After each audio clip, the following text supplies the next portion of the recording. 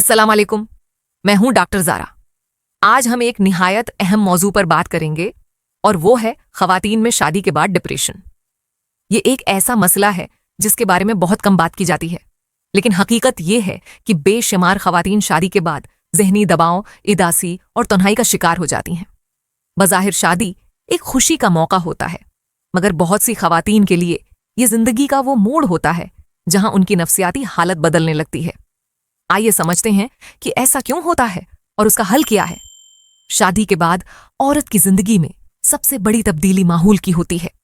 वो अपना घर, माँ बाप, बहन भाई सब छोड़कर एक नए माहौल में आती है जहां सब कुछ नया होता है।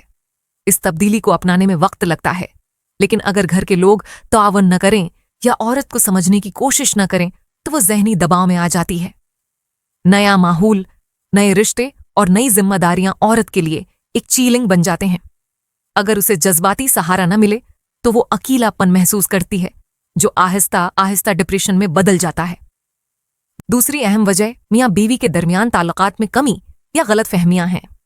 शादी के इब्तिदाई दिनों में ख़वातीन अपने शौहर से ज्यादा तवज्जो और प्यार की तवक्का रखती हैं, लेकिन अगर ऐसा ना हो तो वो दिल बर्दाश्ता हो जाती हैं। शौहर की मसरूफियात, लापरवाही या सर्द मिजाजी औरत के दिल पर असर डालती है।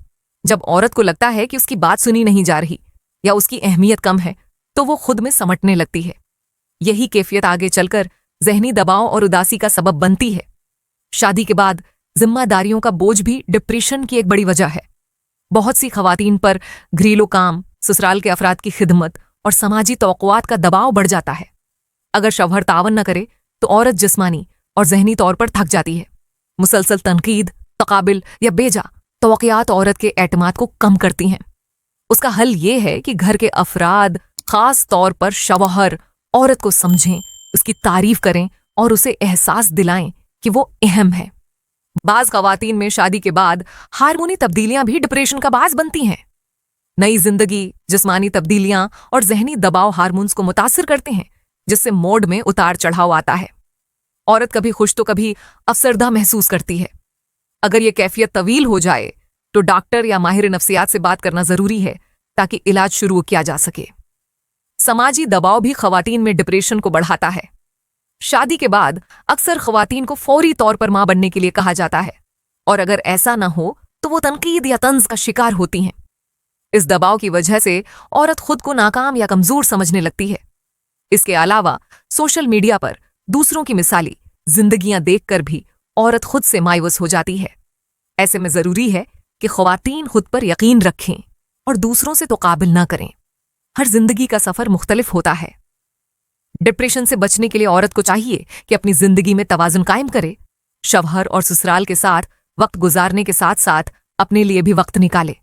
अपनी पसंद की सरगर्मियां जारी रखे, चाहे वो किताब पढ़ना हो, मूसीकी सुनना हो या हल्की वर्जिश करना। जिस्मानी सरगर्मी ज़हनी सुकून के लिए बहुत मुअस्सिर है। शादी के बाद डिप्रेशन को हल करने के लिए शौहर का किरदार सबसे ज्यादा अहम है। अगर शौहर अपनी बीवी के जज्बात को समझे, इसकी बातों को सुने और उसके साथ वक्त गुजारे तो औरत का डिप्रेशन काफी हद तक कम हो सकता है। एतमाद और मोहब्बत वो दो चीजें हैं जो हर रिश्ते को मजबूत बनाती हैं। आखिर में ये कहना चाहूंगी कि शादी के बाद डिप्रेशन एक हकीकत है, लेकिन ये शर्मिंदगी की बात नहीं। अगर ख़वातीन अपनी ज़हनी कैफियत के बारे में खुलकर बात करें, मदद लें और मुसब्बत रवैया अपनाएं तो वो उस कैफियत से बाहर आ सकती हैं। मैं हूं डॉक्टर ज़ारा और मेरी नसीहत है कि शादी के बाद भी अपनी ज़ात को मत भूलें, खुद से प्यार करें, अपनी खुशियों को अहमियत दें, क्योंकि एक खुश औरत ही एक खुशहाल घर की बुनियाद होती है।